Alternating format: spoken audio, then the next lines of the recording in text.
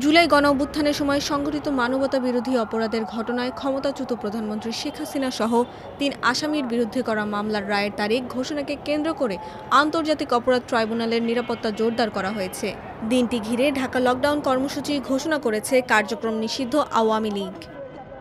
১৩ November সরজমিন সকালে high court মাজার সংলগ্ন ট্রাইব্যুনালের ফটকে গিয়ে দেখা যায় সেখানে border guard Bangladesh BGB, Dhaka metropolitan police DMP, armed police ব্যাটালিয়নের সদস্যরা সতর্ক অবস্থানে রয়েছেন। আসলে যারা নাশকতা করে তারা তো আসলে ওই যে সব কিছু বুঝে টুঝে দেখে হয়তো রেকি করে তারপরে হয়তো বা একেবারে কোনো একটা জায়গায় একটা ককটেল মেরে চলে যাচ্ছে। ধরা পড়তেছে না এমন না, ধরাও পড়তেছে। কালকে যেমন আমরা চারটা ককটেল সহ জিগাতলা ওখানে ধরে ফেললাম।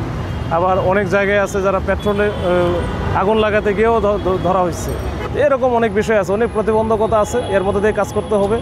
আর যে দু একটা ঘটনা ঘটতেছে এটা যেন না ঘটে, এটাও আমরা সচেষ্ট আছি।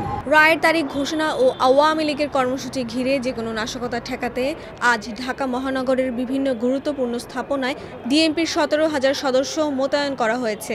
এর বাইরে মোতায়েন থাকছে সেনাবাহিনী, বিজিবি ও পুলিশের বিভিন্ন ইউনিটের সদস্যরা।